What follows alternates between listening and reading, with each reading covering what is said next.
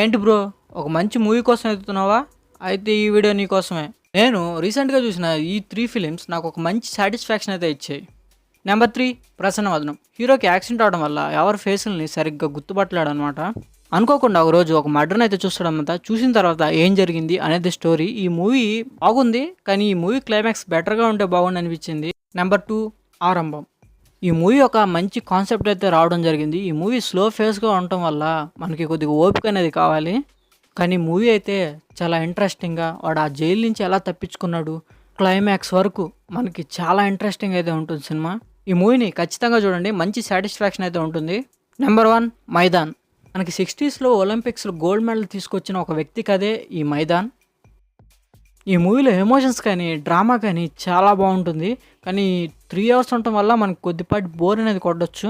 ఈ మూవీస్ ఖచ్చితంగా చూడండి. అండ్ మన ఛానల్ ఒకసారి ఓపెన్ చేసి చూడండి. మన కంటెంట్